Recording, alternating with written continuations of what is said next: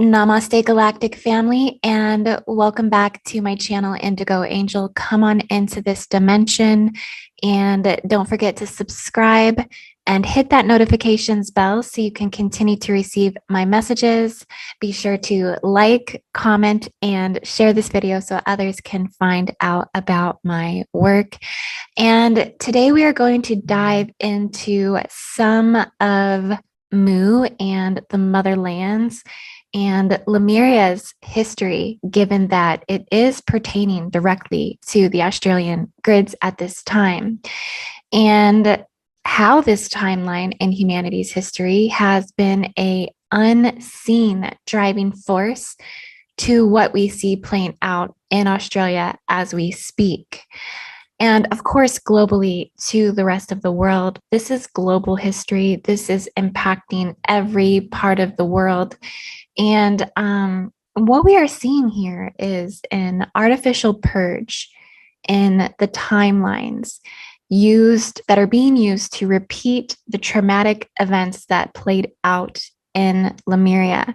This is really a highly unseen spiritual battle that is taking place, which is why I have stated a lot that Lemuria's history right now must be known at this time, that it is vital in this next phase of our global spiritual healing and transformation, which must be reconnected to the land of Mu and the Lemurian timeline, basically to salvage the diabolical digression that has been placed on our feminine God technology on this earth. And not just that, on the star seeds, on the indigos, on the crystal children, on those that are connected to the organic aspect of themselves, those that are denying the Jim Jones juice, those that believe in sovereignty, those that actually have souls inside of their bodies, actual universal trees of life that integrate according to light and sound frequency. We are alive. Those that cry for animals, those that love and protect children, things like this, right? All of this really energy from Mu. It expands from the Stargate portals in the hourglass geometrics. It expands from the conscious crystal grid networks that I'm going to show you today in this update. I'm going to pull up my map. And it also expands and extends from the gas lines. You'll notice that a lot of these Stargate locations in the conscious crystal grid networks, which is the organic grid that emanates from the consciousness body of Mu. This consciousness flows through the gas lines. You'll notice that a lot of these locations are mountain peak points in the grids, high peaks, and the majority of the gas lines actually flow through the mountain ridges. And this is kind of one way in which this crystal grid communication system is happening on the earth. But what we're seeing right now down in AU, because, we're still very much, or I'm still very much, and I know many of you are still very much connected to what's going on there as we speak, also keeping an eye on everything going on globally. But what we're seeing here is part of this purge that is now being exemplified in the land of Oz, where the heart-based frequency is highest to the Lemurian encoding. This is where the crystal seeds to the original earth seeders are located in the core living light fields in a subatomic quantum state in Uluru. Okay. This seems to be purges of artificial timelines, polarity timelines, running the dark occult webs, the Saturnian matrices, the planetary branding, the Draco Anu hybrid systems. And what we're also seeing is a deep removal of clones at this time, which they are also doing down in Australia at the Pine Gap Area 52. And just a quick intel that came in regarding those earthquakes that hit down in Melbourne. Essentially, I was going through some of my messages, and I seen that there are actual Saturnian hexagram branding that's being done down in Antarctica. And what's coming up now is stating that that earthquake was actually a misfiring or a mishap that happened from Antarctica, that it was experimentation that they're doing down in Antarctica, that comes along with deep sciences that are trying to basically decode particles, kind of similar to what's happening at CERN. They have bases down in Antarctica, and that what initiated that earthquake was a firing off from one of these bases or systems down in a hexagram branding system and station that they have, Saturnian station that they have down in Antarctica. So I just wanted to let you guys know about that this is where this was initiated from. This also may have something to do with the glitches on Facebook and Instagram yesterday. So some of you may have seen that the sites were down for, I think, about 6 hours it was. There's a massive clone purging that's happening through the social media networks at this time. These are all agendas that I am seeing may now be in place to really counterattack the attacks on the empty seaters and the cyborgs. So these are basically like unseen dark warfares, wars within the wars, and the unseen matrices that are playing out, like I said, on clones, empty seaters, cyborgs. These are karmic retributions that are playing out, which is really, as a whole, affecting us all to push us higher into our evolution, higher into the higher timelines of humanity. A lot of false holograms that are being cleared out that really are highlighting the Hydra versus Draco wars.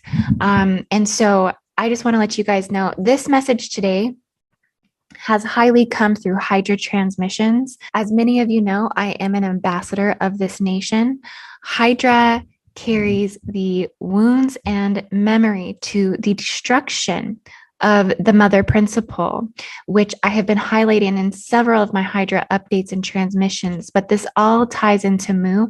This all ties into Lemuria, as Hydra carries the recollection to the first genocidal missions on this earth as a celestial radial template. If you're to tune into this system, this is what you're going to tune into. And within all of those genocidal missions on this earth, Hydra carries that recollection, but also carries the mission to clear out the distorted victor's perspective from the book of Revelation, right? Through Tiamat, through the Black Mother principles, through Ashleisha, through Hydrobius and Alphard systems.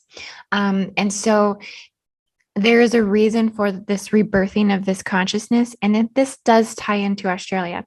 It deeply ties into the history, which I'm going to get in and fully explain to you guys in this update. But essentially, these wars overall are over domination and control of this earth, and also over the ascension programs that are running in the earth's field in the human celestial genetic biology, the spiritual warfare over who is able to captivate the minds and hearts over ascension, right? Who are you ascending with? Okay, are you ascending with the Elohim? Are you ascending with the Melchizedeks? Are you ascending with the Seraphim? Are you ascending with the Christed God principles, all of these things, right? There are warfares within warfares that are basically fighting over these belief templates on a spiritual level as well. And that's really fundamentally at the core of that Hydra versus Draco warfare, right? The whole concept here is to unify these principles, but it does require us really breaking down this history to understand it more. So let's get into Mu here. Here's a picture of the motherland. This is from the Books of the Golden Age by James Churchward. And I will leave links in the description to his books so that way you can reference a lot of these things that I'm going to be talking about today. But essentially, Mu is the true cradle of humanity. Mu is essentially a grid network. Okay, this is and when I say this is a grid network, this is still in a cellular form, okay, at the bottom of the Pacific. Now, the Pacific is constantly re-cleansing, re-absorbing as the plate tectonics actually move into and underneath the volcanic activity of the ridges of the continental shelf. So, does this landmass actually still exist at the bottom of the Pacific? I could not tell you that. It could be that this land mass was pulled into that process of the Ouroboros, of the snake body of the earth, constantly consuming itself over and over again. This is the purification system. And so it may have been reabsorbed and reintegrated back into the structures in the mantle, into the crust, into the race morphogenetic field, into the agartha, okay, and may be existing now inside of agartha. But essentially, this grid is the most extensive and most important running grid known on the earth that cultivates in our most primal sustaining parts of history. So it's very magical and empowering and mythical. It's the unseen grid that runs the oceanic principles, with Australia very much being and embodied within the oceanic principles. And this is beyond any limitation of any other collective grid and radial root race overlays, or just other continental grid systems that exist, because this grid is the defining underlay. It is the unseen and the forgotten. It's the collective, it really runs and operates the collective subconscious shared experience of those that consider themselves to be ancient, immortal, eternal, reincarnated, indigo, starseed, crystal child, Terran souls, okay, even Melchizedek hybrids and things like this, okay. You can't forget this because it truly represents the cradle of civilization, and it is unified through the old and still running equatorial codes of Lemuria, Gondwana, the supercontinent Pangaea, Kumari Kandam, which I was trying to say the other day on my last show that I did, and I couldn't get the words out. So I'll go ahead and switch to the picture of Kumari Kandam. So Kumari Kandam was the connecting land bridges that brought forth Mu, that was brought forth as an aspect of Mu. It really was Lemuria. So this was kind of one of the actual land bridges of Lemuria that connected Australia to the southern tip of India, and also to Madagascar. And so these bridges are what really brought forth the 7 ancient races of Lemuria to life and interconnected all of these tribes here. Another reason why this is also so unseen is that it actually operates off of a different equatorial tilt that simultaneously still exists with this tilt today. Similarly to how in ancient times, we had a different North Pole star. And essentially, with that, we had a different philosophy that was anchored into our cosmic identities and who we were here at this time on this earth.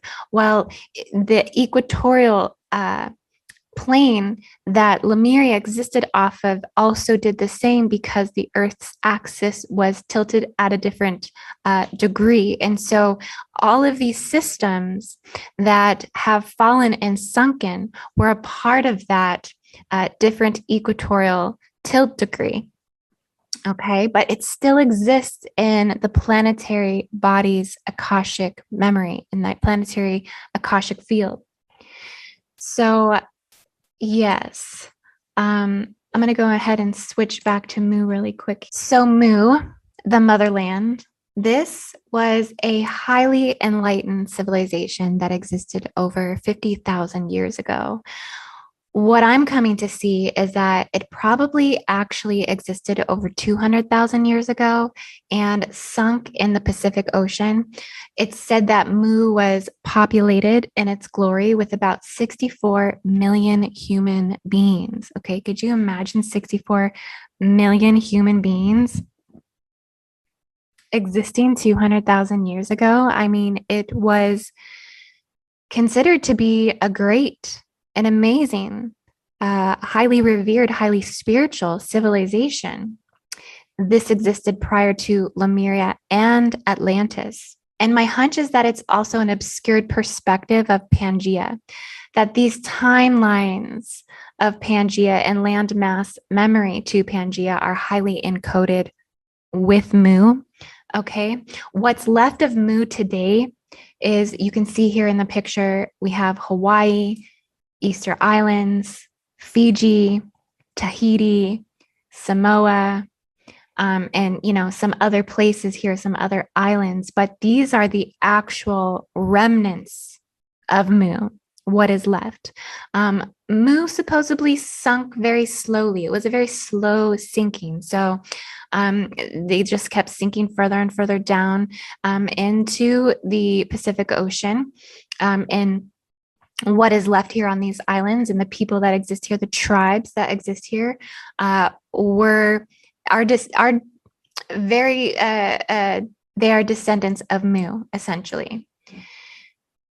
And given it seems to play a part in history that was actually prior to the Great Pleiadian seeding. Okay, so if you look at Aboriginal Australians' traditions, their galactic traditions of incarnation and galactic races that have been involved, you'll find that they talk a lot about the Pleiadians and how the Pleiadians seeded into the human 24 chromosomes. They were, which provided the purity of the 23rd strand of the DNA.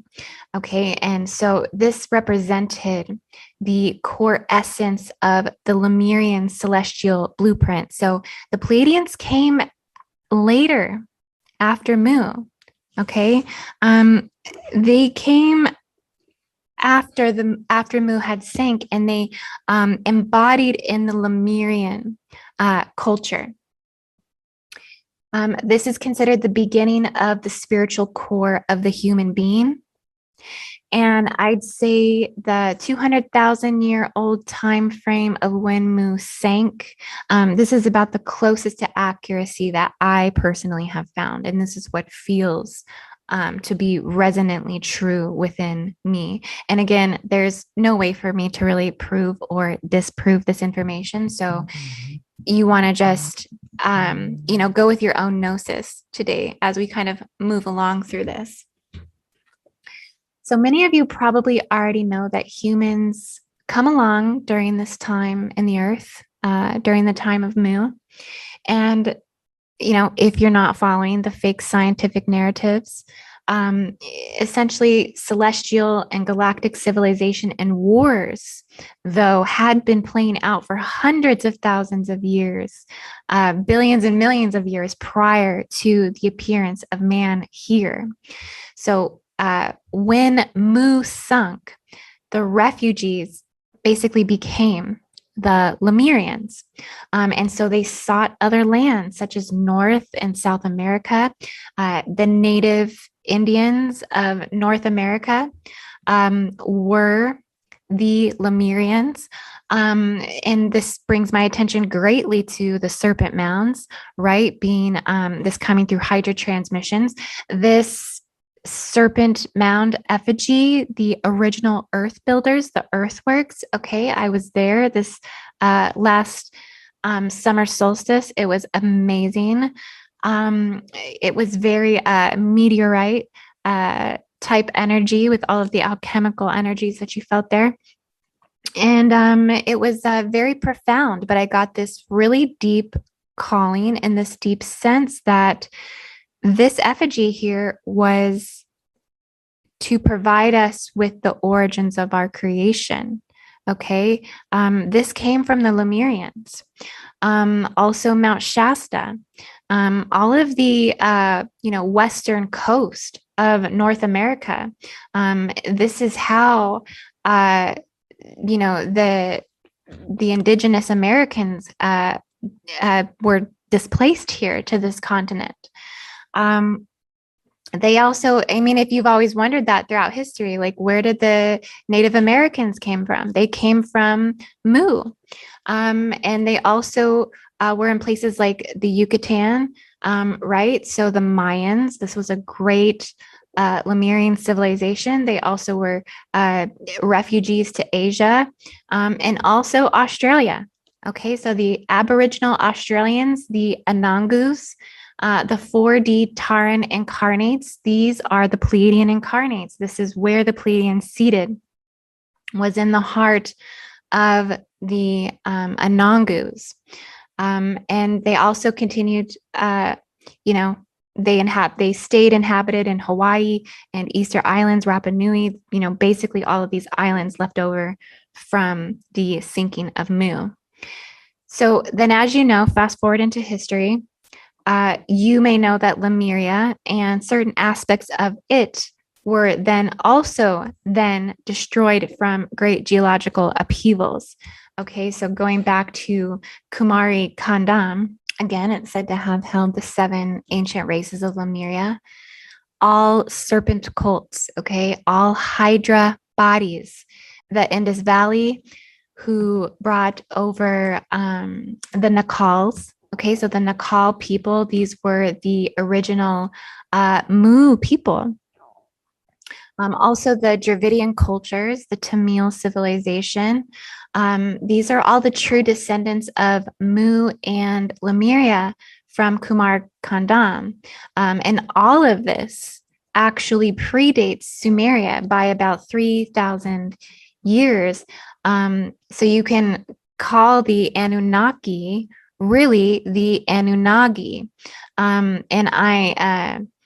So all of these ancient Lemurian civilizations are rooted as serpent cults. And I have highlighted this now in a couple of my previous videos that I have done. So I will leave links in the description to these videos because I really actually go into it a lot more extensively. And I highly recommend watching some of the Hydra videos and Hydra transmissions that I've put out in the past, because I really kind of, go into the interconnectedness of all of this. Now, what's really pertaining to the AU grids right now and kind of what's being cleared out is it's like the grids are trying to reconnect the purity of the ancient crystal grid networks. Okay, they're trying to link back into the lands of Mu, and they're trying to regenerate from these core spiritual essences and energies and tribes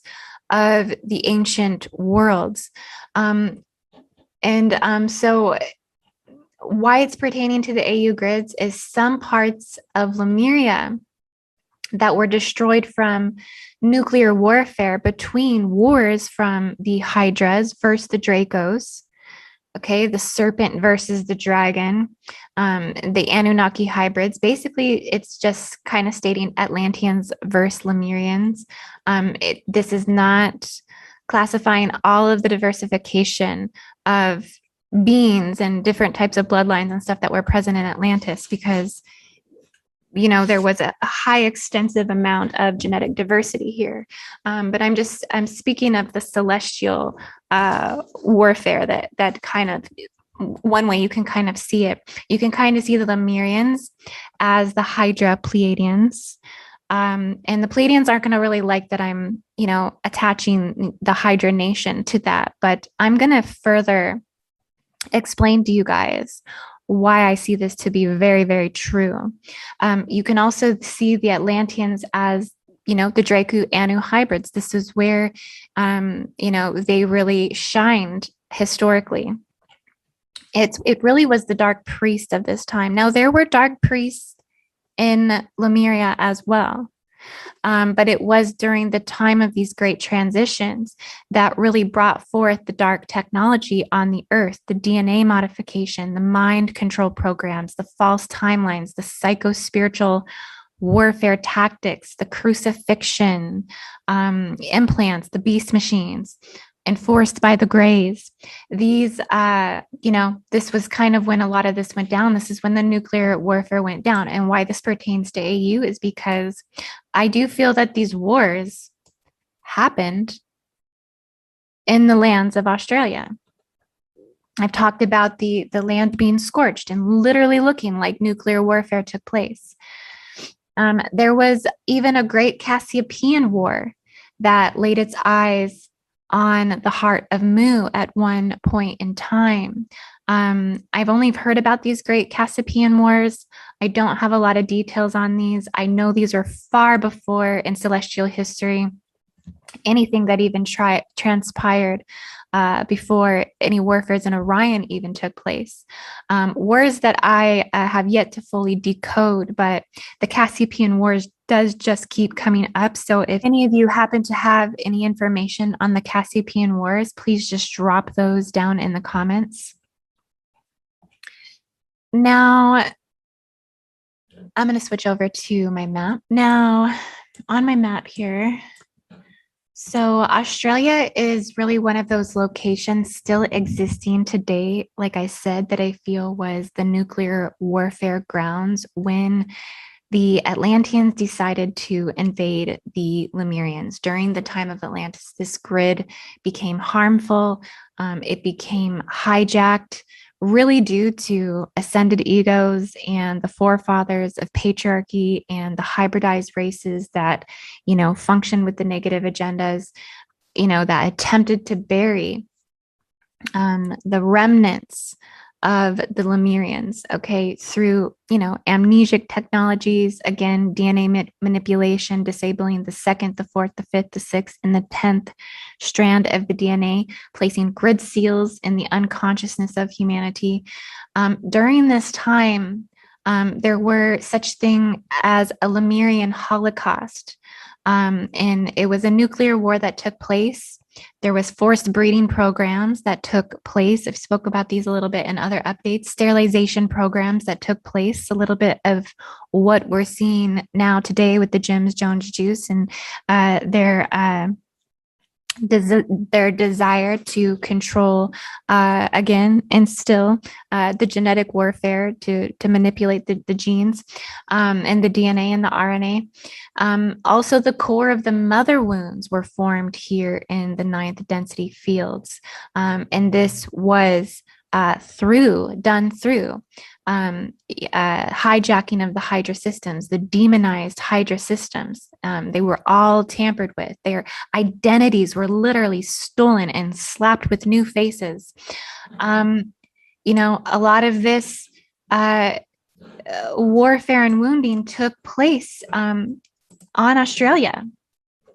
Okay, so this is why I'm just saying this is imperative to get this history, to get this information. Understanding what has happened will allow us to acknowledge it. Okay, it's all about healing our planetary Akashic history. We can't heal traumas unless we can see them. And that is what the Vatican seals have worked so hard in our biology to try to distort. That is what the James Jones juice is about. The more that they can affect and attack and sterilize your reproductive system, place seals in your reproductive system so they can pass these traumas on to the unborn to continue to allow their systems to stay in place.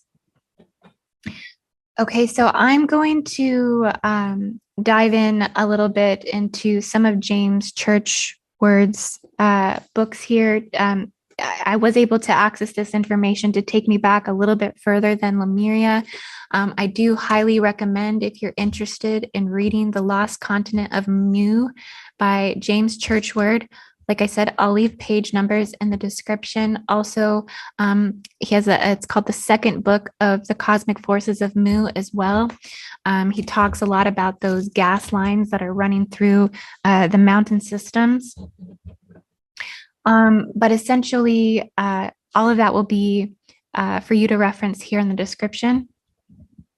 Now, focusing on Mu again, Mu, the true cradle of humanity, right? That being here in our great Pacific Ocean, okay? Like I said, guys, there's a reason why they don't center our maps here.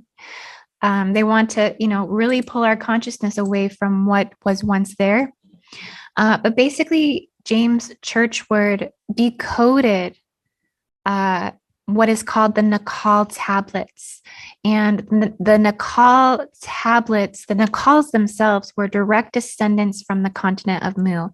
They left hieroglyphic tablets that were brought to India through the trade routes of Kumari Kandam. And these Nakal tablets were written in Naga symbols from the motherland. So Hydra symbols. Okay, that's what the concentric circle is all about. And you can actually see it as you tune into some of these locations on the map, which are all nodal points in the conscious crystal grid matrix. Some of them have concentric circle formations similar to the Eye of Sahara next to them. So I'll see if I can zoom into those in just a minute and show you. Well, it's going to take me a while to find it, but there were some systems that had the Naga symbols encoded in the land right next to the mountaintop. So when I come across that again, I will show it to you.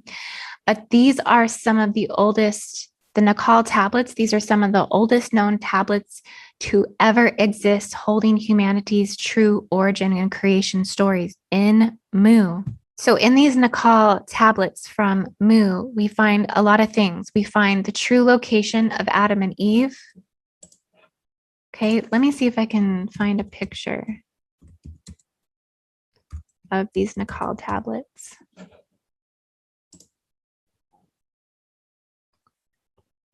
Okay, so something like this. Okay, you can see here.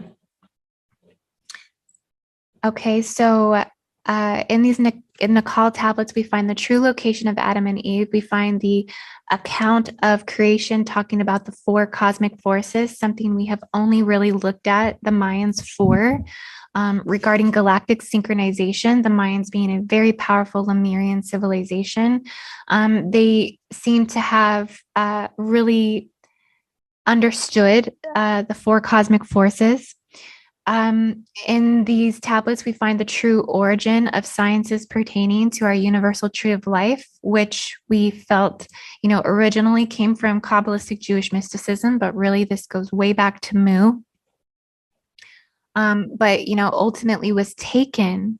Everything has been taken from Mu and has been slapped with a new identity, essentially. It was taken by the Nazis, the one we cannot see. And they basically, with the four cosmic forces, they took this technology and they sealed this in the North magnetic field as a dark occult force planetarily and branded in the South Pole. Okay. Right now, the South Pole grids are dark grids right now. There's a lot going on in the unseen and the unconscious there, and darkness is being allowed to grow in this unseen realm here. The Nakal tablets also talk about the creation of woman, okay, the actual creation story of woman, something that has been completely taken, removed, ultimately eradicated off the earth due to the Draco Anunnaki's presence here on this earth, which ultimately came thousands of years later after the destruction of Mu. If you get into some of these Pleiadian accounts of creation, especially with the seven sisters, they say that it was man who was here on this earth, and it was woman who came down from the heavens, okay, and created with man. So these creation stories talk about woman coming down as the creator, and uh, uh, going through reproduction with the man here, but it was woman who came from the celestial bodies. And it's the Dracos are more of the nation that have been participating in the sinking and the cataclysms of Mu, as they have been here the longest, okay, trying to run experiments on our ancient ancestors for over 500,000 years. So just like that darkness is allowed to form in the shadow, right? It's allowed to take root in experimentation, and scientists and evil scientists are allowed to go down there and experiment and set off earthquakes to experiment with sciences and things like this. That's kind of what the Dracos have done, and were able to do. So I think what I'm trying to say is ultimately we must be really thankful to the Nagas, for they are really the only celestial component that's actually fighting against the massacres, pushing back against the Holocaust, pushing back and protecting Uluru through the Pleiadians, pushing back and protecting the sacred crystal grid networks, okay, keeping things pure, okay, pushing back the experiments of the Dracos versus trying to live harmoniously or subservient to them. Think about why the Hydras have been demonized throughout history, okay? If you go to Lisa Renee's site, ascensionglossary.com, she talks in a lot of extensive detail about the Lemurian Holocaust, how it's the first major event of genocide. Memories for over 500,000 years ago, Anunnaki patriarchy Melchizedeks allow Orion Draco invasion, underground and secret deception, Draco tunnels between Lemuria and Atlantis. Humans found out and tried to steal off underground tunnels with cataclysmic result. Massacres in Kauai later, 22,000 years ago, kill off the matriarchy influence. So she goes into a great deal about this, and I recommend reading it, and how there was a great relocation to Egypt. Egypt itself was Lemurian technology. The pyramids themselves was Lemurian technology.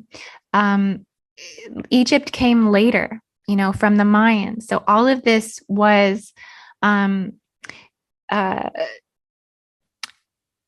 came forth from Lemuria.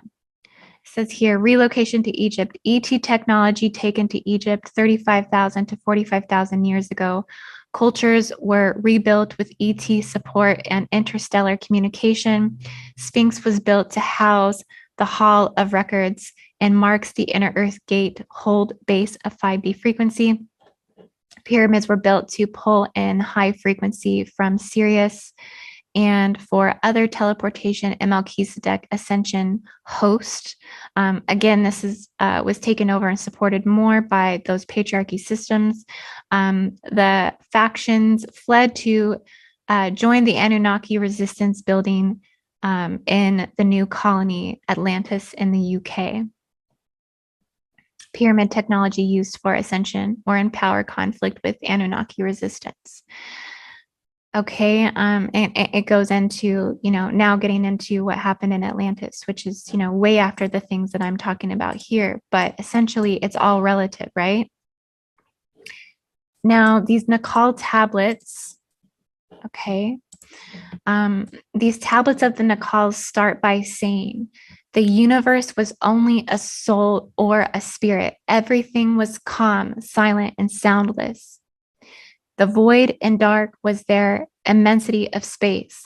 Only the Supreme Spirit existed, the great self-existing power, the creator, the seven-headed serpent moved from the abyss of darkness. This is the manner of creation of the earth. The seven-headed superlative intellects of the seven-headed serpents gave commands. These are paralleling our creation stories from the Bible. And also the original stories of Genesis were actually taken from the motherland of Mu, taken from the Nakal tablets, which ultimately honored the serpent as the creator. And here is where they demonized this, okay? But originally, the motherlands of Mu worshiped the serpent as the creator. From the primordial darkness or the void, okay? The access point into the antiparticle realms, okay? And from the pre-matter realms. This serpent creator story is also in Gnostic scripture as well, but then again, here it twists the story to demonize the serpent. So I just want to ask you guys, why do you think the beloved rainbow serpent echoes tradition in the AU grids? Okay. It's because it's at the core, it's at the heart, and they know it. Every single Lemurian will feel this deep down. And through the Stargate systems on Earth and in the conscious crystal grid networks in Earth, this serpent tradition echoes through these crystal grids. We have to understand that what has gone down between Lemuria and Atlantis, I'm going to go back to this. These are prime creator wars. These are God wars and control wars over the hearts of humanity. And it is the basis of the Armageddon. And again, Armageddon is kind of summing up. It's a word for summing up all of the dark technologies that control humanity. So the original creation and language of the motherland Mu was serpent, was Hydra. This is important because the star nations in which we have surpassed, denied, demonized, hijacked through Anunnaki Draco hybrids and archons. Okay, the archons working for them, the galactic handlers, our Saturnian matrix systems, these have slayed at the head of our original progenitors that gave us the original wisdom quoted in our biblical scripture today. Even now, many are saying, you know, as I've gone on and done some shows, they're saying, oh, we're slaying the head of Hydra in Australia, right? Okay, so you're saying the head of your progenitors, you're slaying the head of your progenitors, you're slaying the mother celestial races of our beloved Pleiadians, you're slaying the ones we seek to hold true as guardians to protect our sacred conscious crystal grid networks of this earth. These are to be slayed in AU. It's not the Hydra that's coming to a head. The Hydra is a part of the guardian protectors, and they really come from the seraphim that are guardians that are closest to the thrones of God and in the spiritual realms. They have then tricked humanity to kill that in which gave them their solar feminine Christ, the God feminine technology. Did you know that the Lemurians worshipped the Southern Cross in the sky, the Crux constellation? So the Lemurians worshipped the Crux constellation here. It is a part of Alpha Centauri. And Hydra actually comes from, in terms of universal matrix systems and progenitor galaxy nations, comes from the Laniakea systems and the Hydra Centaurus super colossal cluster. Okay, and the crux is what the Lemurians worshipped. It is what represents the T symbol. So there's actually a hieroglyph that's in the book of Nakals. It looks, you know, kind of like this, which isn't a very good portrayal of this symbol, but oops. Anyways, it looks like this. I couldn't find a very good picture of it, but they worshipped this T symbol. This was a part of the Naga hieroglyphs. And essentially, the crux, it's really actually oppositional to the constellation of Cassiopeia, which I find very, very interesting, that we talk about Cassiopeian wars that were a part of the sinking of Mu. The ones in which the demise of Mu was fought in the Great War of Cassiopeia, this, like I said, all prior to even any thought of the Orions. But the crux, this symbolism of the crux, this actually belongs to the Hercules family, which highlights the progenitor, celestial progenitor nations, okay, which is Aquila, Alpha Centaurus, Corona, Crater, Corvus, Cygnus. Cygnus holds the oldest ancient indigo records on this earth. That's why it was revered by the Egyptians. Even more so than Orion when it came to immortality and eternal life. Hercules, Lyra. Okay, this is why Lyra is 12th dimensionally unencoded, and why we can accept this facet of idealism that Lyra was the origin of humanity. Okay, no. It only just begun there. We're going back before this time. Serpents and Vulpecula, and also Hydra. Hydra is a part of this family. This family are the true celestial progenitors to this earth. Okay, Crux is also represented in the Australian flag. Okay, why do you think that is? Okay, they want you to believe that it's the Pleiadians. Okay, even if you think this is the Pleiadians, that's fine. It's just we're going a little bit deeper. Okay, Crux goes deeper and takes you into Australia's Lemurian heritage, but so does Pleiades. They both do. You could see this as Pleiades, you could see this as Crux, but it is on the Australian flag. It also represents justice. So if you look at this picture here, it also represents the scales of justice, which I feel is very much what's playing out right now. What this means here is really the battle here that is trying to balance the scales. And that's the transformation that Australia is going through right now, and the rest of the world is going through right now. Okay, so I'm going to go back to my crystal grid network because I just want you guys to take a look at these locations. These would be all of the nodal points that anchor in the organic crystal grid.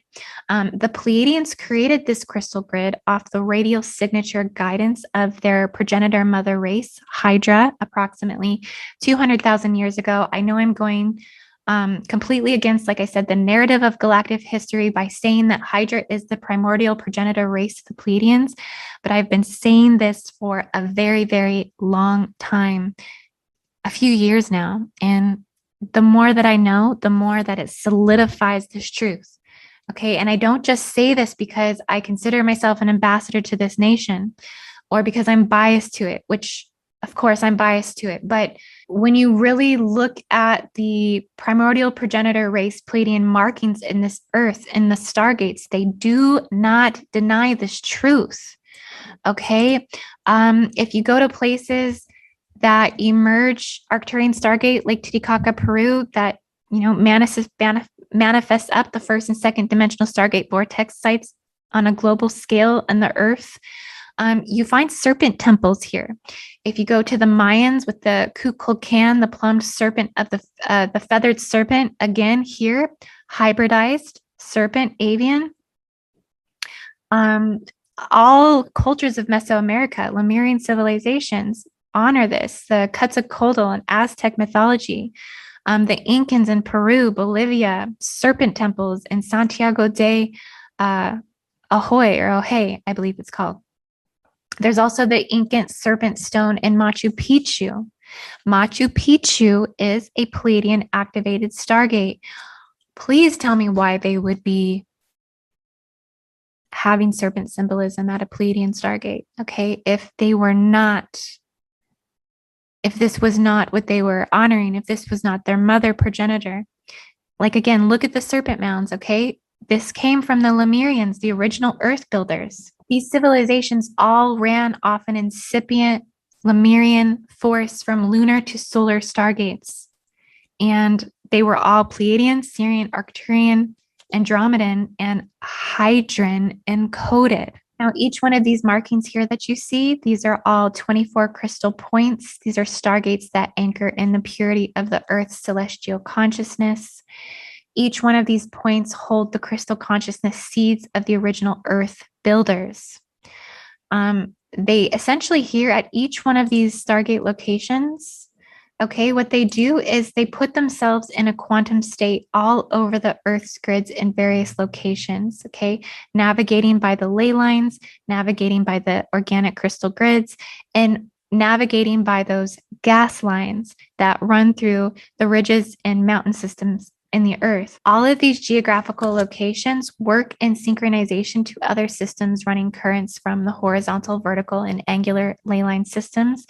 Each one of these locations are also each holding time capsules that release in accordance to stellar gate alignments that sweep the global Earth grids and release information for individual humans, collective soul egregores, and also to the Earth's total consciousness body in the race morphogenetic field. Since 2012, these organic Earth stargates have opened and activated, releasing this information. This is what is allowing higher consciousness, invention, and human DNA evolution are these particular organic grids. These are the Earth's benevolent designs and what should be being used and tapped into for those that are holding the genetic imprint and crystalline design within them for global healing. So grid and gatekeepers, when you ask me, how do we do this? How do we do this healing work? Well, these are the locations you want to anchor into, okay? It's going to be Maui, Hawaii. It's Tibesti Mountains in Chad, Africa.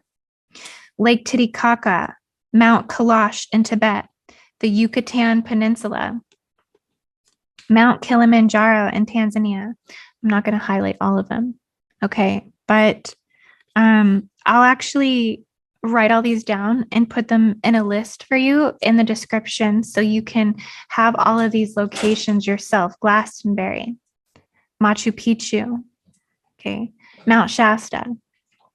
These are the organic crystal grids. Now, Uluru is one of the ancient modern day locations of Lemuria, and it's really getting highlighted because, like I said, what's going on right now and who are what is considered the Anangu people. So the Anangu people are the refugees from the original motherland of Mu, and the Anangu people are the traditional guardians of Uluru. And like I said, these Hydropleiadians are the ones pushing back against these forces, okay? These are the ones working with the purity of the 24th strand of the DNA, and they have been guarding Uluru here for over 40,000 years. Understanding these people will assist us in understanding the unique way in life of Lemuria, but also in ways in how we can assist the organic crystalline grid and how to do this work, right?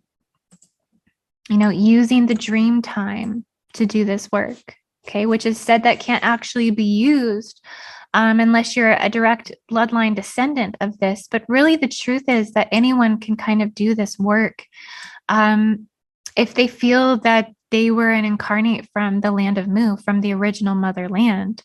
That's all it really takes to activate and awaken this grid keeper consciousness and this grid keeper desire to assist the earth and assist humanity and anchor in these higher humanity codes into the earth grids. Okay, guys, so yeah, it's a lot.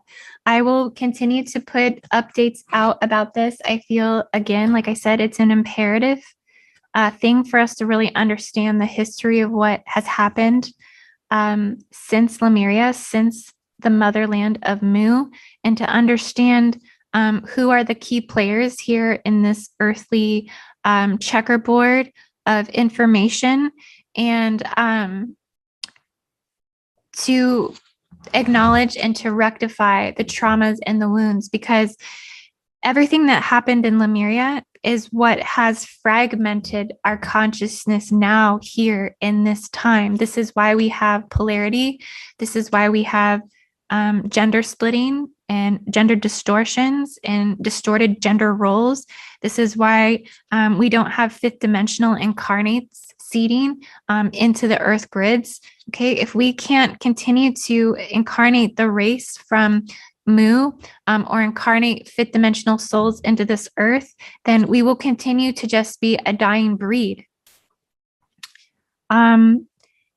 Also, the forced breeding programs where Lemurians were enslaved to procreate with reptilians. We have to be able to see this in ourselves. We have to be able to see where in our own lives we were a part of these programs, so we can stop the continuation of these traumas into our daughters and into our children and into our sons.